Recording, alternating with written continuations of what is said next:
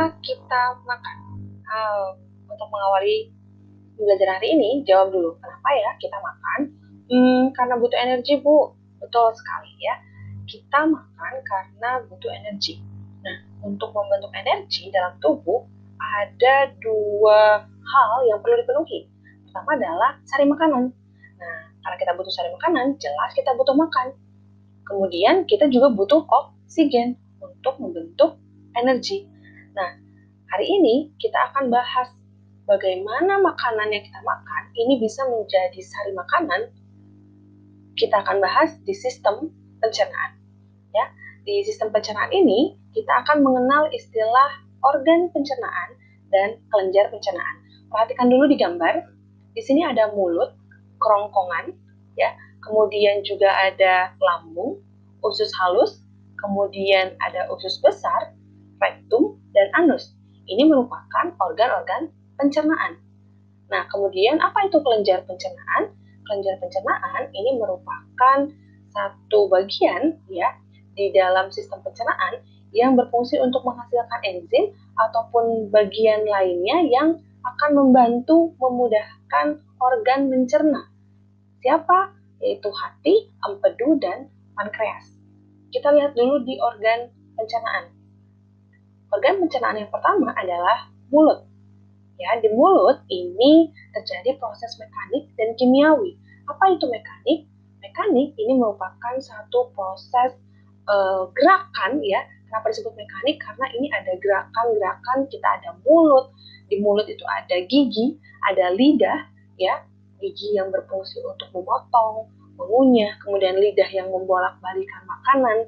Ya, ini adalah proses mekanik. Kemudian proses kimiawi disebut kimiawi karena ada proses yang dibantu oleh enzim. Ya, ada proses pencernaan yang dibantu oleh enzim, maka disebut kimiawi. Enzim apa yang ada di dalam mulut? Nah, ini adalah enzim petialin atau enzim amilase.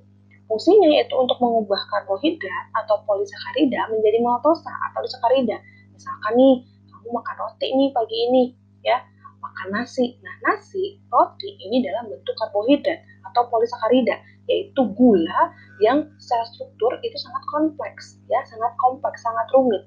Kemudian setelah dikunyah dalam mulut, ada enzim amilase yang bisa mengubah struktur daripada si roti, nasi yang tadi kompleks itu menjadi lebih sederhana, menjadi maltosa atau disakarida, ya. Kemudian sudah di mulut nih, makanan itu akan terdorong, ya, terdorong ke kerongkongan atau esofagus. Nah, di dalam kerongkongan atau esofagus ini terjadi gerakan peristaltik di mana makanan ini akan didorong, dibulat-bulat ya menjadi bolus-bolus sampai akhirnya tiba di bagian lambung. Itu esofagus. Kemudian organ selanjutnya yaitu lambung. Di lambung juga terjadi proses mekanik ya. Ini ada proses gerakan peristaltik di mana makanan-makanan ini kemudian dicerna, dibantu digerakkan ya di dalam lambung. Ada juga proses kimiawi ya dicerna melalui enzim. Enzim yang berada di lambung ini adalah enzim pepsin. Enzim pepsin ini merupakan protein. Jadi kalau kamu makan pagi nih nasi sama telur misalkan, nasinya ini bisa dicerna sama amilase di mulut. Walaupun nggak semua nasi ataupun nggak semua karbohidrat itu bisa dicerna di mulut, ya. Nah, sedangkan protein atau telur yang kamu makan itu ketika dikunyah di mulut dia nggak akan dicerna. Dia baru bisa tercerna ketika sudah sampai di lambung, yaitu protein. Protein ini akan diubah menjadi polipeptida, struktur yang lebih sederhana. Kemudian juga ada enzim renin. Enzim renin ini dia berfungsi untuk mengubah protein susu menjadi kasein. Jadi kalau kamu minum susu nih, ya susunya itu akan digumpalkan. Kenapa? Karena akan lebih mudah dicerna atau dimanfaatkan proteinnya oleh tubuh ketika protein susu ini berubah bentuknya menjadi kasein. Ini oleh enzim renin. Nah, selanjutnya ada usus halus. Nah, di usus halus ini proses kimiawi, ya. Ada cukup banyak enzim. Di usus halus ini sebetulnya pertama kita akan mengenal enzim trypsin. enzim tripsin ini sebetulnya dihasilkan oleh pankreas. Ingat tadi pankreas adalah kelenjar sistem pencernaan. Jadi pankreas ini juga berfungsi untuk menghasilkan enzim, salah satunya adalah enzim tripsin. Nah, enzim tripsin dari pankreas ini akan mengubah polipeptida yang tadi di lambung diubah menjadi peptida, kemudian diubah kembali menjadi polipeptid oleh enzim karbopeptidase. Terus seperti itu sampai diubah menjadi asam amino. Itu di usus halus. Jadi di usus halus terjadi perubahan dari polipeptida menjadi asam amino. Jadi struktur terkecil dari protein adalah asam amino. Asam amino inilah yang nanti menjadi sari makanan yang bisa dicerna oleh tubuh, diambil oleh saluran peredaran darah dan diedarkan ke seluruh bagian sel. Ya, kemudian ada enzim amilase. Nah, kenapa kok ada enzim amilase lagi? Tadi ada di mulut, iya, karena tidak semua karbohidrat itu bisa dicerna di dalam mulut. Ada beberapa yang mungkin bentuknya masih amilum juga, atau bahkan sudah dicerna di mulut tapi hanya berubah menjadi maltosa, kemudian diubah lagi oleh enzim amilase. Kalau amilum menjadi maltosa, kalau yang sudah maltosa bisa berubah jadi disakarida. Ini untuk enzim amilase. Ada juga enzim disakaridase. Ini mengubah disakarida menjadi monosakarida. Jadi karbohidrat, roti, nasi yang kita makan itu bentuknya kompleks, itu menjadi lebih sederhana. Bentuk paling sederhananya adalah monosakarida, yaitu berupa glukosa, fruktosa, atau galaktosa. Mana sih yang dicerna, yang diedarkan ke seluruh tubuh, yaitu glukosa. Kemudian, enzim lipase juga dihasilkan dari pankreas. Enzim lipase ini dia akan mengubah butiran lemak menjadi asam lemak dan gliserol. Jadi misalkan nih, kamu makan gorengan. Ketika makan gorengan, di mulut itu nggak bisa dicerna. Di lambung itu nggak bisa dicerna. Apa yang terjadi ketika kamu makan gorengan, lemak, gumpalan lemak itu akan diemulsi. Oleh siapa? Oleh empedu.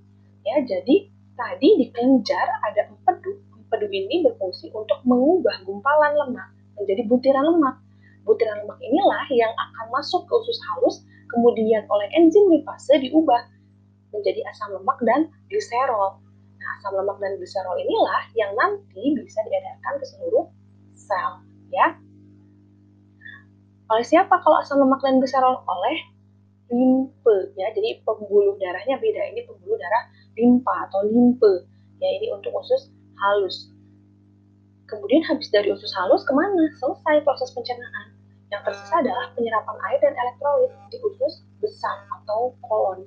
Kemudian, masuk ke bagian rektum. Di bagian rektum, ini adalah tempat feses sebelum dikeluarkan. Jadi sisa-sisa makanan yang tadi tidak terserap, ya, sampai di usus halus tuh nggak terserap, maka akan disimpan sementara di rektum untuk akhirnya dikeluarkan melalui anus. Itulah sistem pencernaan, ya. Kemudian nih, kita akan mengenal tadi, sudah dibahas sedikit-sedikit terkait dengan kelenjar, ya. Jadi pankreas itu menghasilkan enzim, dia banyak sekali. Tadi menghasilkan enzim apa aja? Ada tripsin, kemudian juga ada amilase juga dari pankreas, kemudian ada lipase juga dari pankreas. Selain itu juga ada enterokinase juga, sama-sama dari pankreas, ya. Kemudian ada hati. Nah, hati ini berfungsinya buat apa sih? Hati ini untuk detoksifikasi. Jadi makanan yang tadi sudah dicerna, ya, sari-sari makanan ini kemudian didetok dulu nih, dibersihin dulu di hati, baru bisa diedarkan oleh peredaran darah.